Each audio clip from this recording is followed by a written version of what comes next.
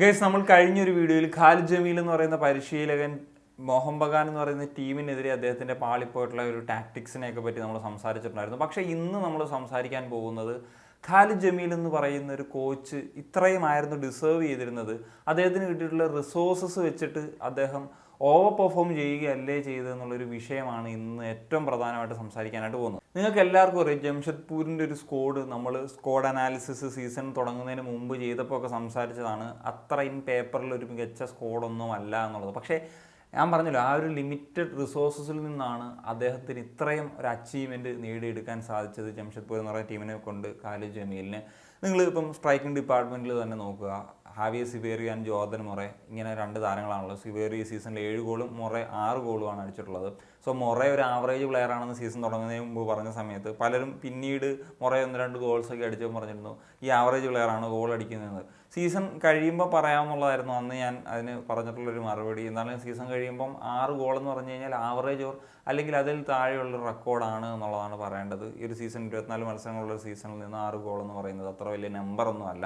സിവേറിയുടെ കാര്യത്തിലാണെങ്കിലും അതേ ഒരു കാര്യം തന്നെയാണുള്ളത്. ഇൻ കേസ് ഇനിയിപ്പം അടുത്ത വർഷങ്ങളിലൊക്കെ ഇത്രയും ബെറ്റർ പെർഫോമൻസ്, ഇതിലും ബെറ്റർ പെർഫോമൻസ് ഒക്കെ വന്നേക്കാം. അപ്പോൾ നമുക്ക് ആ ഒരു കാര്യങ്ങളൊക്കെ സംസാരിക്കാം. ഇപ്പം റെയ്ത്തച്ചിക്കാവ ആണെങ്കിലും സിർക്കോവിച്ചൊക്കെ ആണെങ്കിലും ഒക്കെ തന്നെയും അങ്ങനെ വലിയ പേര് കേട്ട പ്ലേയേഴ്സ് ഒന്നുമല്ല. അവരും പറഞ്ഞ ആവറേജ് ഫോറിനേഴ്സ് എന്ന നിലയിൽ നമുക്ക് പറയാവുന്നവരാണ്. ഇതിൽ സ്റ്റീഫൻ എസ്സയും അതുപോലെ ഹാവി ഹെർണാണ്ടസും ആണ് ഒരു എക്സ്ട്രാ ഓർഡിനറി അല്ലെങ്കിൽ ഒരു ഗുഡ് പെർഫോമൻസ് നടത്തിയിട്ടുള്ളത്. അപ്പം പലരും പറയുന്ന ഒരു കാര്യമാണ്, ഇപ്പോൾ കഴിഞ്ഞൊരു മത്സരത്തിലും സ്റ്റീഫൻ എസ് ഇല്ലാത്തപ്പം ജംഷഡ്പൂരിൻ്റെയും ഖാലിദ് ജമീലിൻ്റെയും ഗ്യാസ് പോയി എന്നുള്ള കാര്യമൊക്കെ പറയാറുണ്ട്. പക്ഷേ ഒരു കാര്യം മനസ്സിലാക്കുക, സ്റ്റീഫൻ എസ്സയെ പോലത്തെ ഒരു പ്ലെയറും കൂടി ഉണ്ടായിരുന്നെങ്കിൽ ഇതിനേക്കാളൊരു ബെറ്റർ ആയിട്ടുള്ള ഒരു റിസൾട്ട് ഇപ്പോൾ ലീഗ് സ്റ്റേജിൽ തന്നെ ജംഷഡ്പൂരിന് നേടിയെടുക്കാൻ കഴിയുമായിരുന്നില്ലേ എന്നുള്ളത് ചിന്തിക്കേണ്ടതാണ്. കാരണം ജംഷഡ്പൂർ FC അത്രമാത്രം ഒരു സ്കോഡിൽ സ്പെൻഡ് ചെയ്യുന്ന ടീമോ ഒന്നുമല്ല. കുറച്ച് വളരെ കുറഞ്ഞ ബഡ്ജറ്റാണ് അവർക്കുള്ളത്. അതിനപ്പുറത്തേക്ക് അവർ സ്പെൻഡ് ചെയ്യില്ല. അത് തന്നെയാണ് ഏറ്റവും പ്രധാനപ്പെട്ട കാര്യം. ഇപ്പം ഇന്ത്യൻ പ്ലേയേഴ്സിൻ്റെ കാര്യം തന്നെ എടുക്കാം. അദ്ദേഹത്തിനുണ്ടായിരുന്നപ്പോൾ ആൽബിനോ ഗോമസ്, അദ്ദേഹം ഇടയ്ക്കൊന്ന് ഫീൽഡ് ഔട്ട് ആയി തന്നെ നിന്നിട്ട് ഐ ലീഗിൽ കളിച്ച് പിന്നെയാണ് അദ്ദേഹം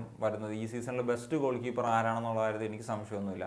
അതുപോലെ പ്രതീക് ചൗധരി ആണെങ്കിലും വലിയ പേര് കേട്ട പ്ലെയറൊന്നുമല്ല. അശുതോഷ് മേത്ത ഒരു ബാനൊക്കെ കഴിഞ്ഞിട്ട് തിരിച്ചു വന്നിട്ടുള്ള പ്ലെയറാണ്. ഉവൈസ് ഈ സീസണിൽ അദ്ദേഹം ഒരു നല്ല പെർഫോമൻസ് നടത്തിയിട്ടുള്ളൊരു താരമാണ്. അതുപോലെ സനാൻ ആണെങ്കിലും ഇമ്രാൻ ആണെങ്കിലും ഒക്കെ ഈ ഒരു അണ്ടർ റേറ്റഡ് കാറ്റഗറിയിൽ പറയാൻ പറ്റുന്ന പ്ലെയേഴ്സാണ്. അവരൊക്കെ പെർഫോമൻസ് എത്രത്തോളം കോൺട്രിബ്യൂഷൻ നടത്തിയെന്നുള്ളത് നമ്മൾ കണ്ടാണ്. അപ്പോൾ അതിൻ്റെ ഒരു ഗുണം അങ്ങനത്തെ പേര് കേട്ട പ്ലേയേഴ്സിനൊന്നും കൊണ്ടുവരാതെ ഇങ്ങനത്തെ പ്ലേയേഴ്സിനെ വെച്ചിട്ട്, അതുപോലെ തന്നെ പിന്നെ ഉണ്ടായിരുന്ന ആവറേജ് പ്ലേയേഴ്സൊക്കെയാണ്, ഞാൻ പേര് പറയാത്ത പലരും ഉണ്ട്, ആവറേജ് ആയിട്ടുള്ള പ്ലേയേഴ്സ് ഉണ്ട്. അങ്ങനത്തെ ഒരു റിസോഴ്സസൊക്കെ കൊണ്ടാണ് അദ്ദേഹം ഇത്രയും റിസൾട്ടുകളൊക്കെ ഉണ്ടാക്കിയെടുത്തതും ഈ ഒരു സ്റ്റേജിൽ വരെയെങ്കിലും എത്തിയത്. ഞാൻ എൻ്റെ ഒരു ഒപ്പീനിയൻ പറയുകയാണെന്നെങ്കിൽ ഇദ്ദേഹത്തിന് കുറച്ചും കൂടി റിസോഴ്സൊക്കെ കിട്ടുന്ന ഒരു ടീമാണ്. ഇൻ കേസ് ഇപ്പം ഒരു ഗോവ പോലെ ഇപ്പോൾ നിലവിൽ ആ ഒരു സ്ക്വാഡൊക്കെ ആണ് എന്നെങ്കിൽ വെച്ച് കഴിഞ്ഞാൽ അദ്ദേഹം തീർച്ചയായിട്ടും ഇതിനേക്കാൾ ബെറ്റർ റിസൾട്ട് ചിലപ്പം ഷീൽഡിൽ ഇത്തവണ ഫൈറ്റ് ചെയ്തിട്ടുണ്ടായിരുന്ന ഒരു ടീം തന്നെയാണ്. എങ്കിലും വളരെ ശക്തമായിട്ടുള്ള ഒരു ഇത് വരും. അതുപോലെ മറ്റ് ടൂർണമെൻറ്റ്സിലൊക്കെ ഒരു ശക്തമായിട്ടുള്ള ഒരു കോമ്പറ്റീഷൻ കൊടുക്കാനായിട്ട് സാധിക്കും. ഇപ്പം നിങ്ങൾ തന്നെ നോക്കിയോ,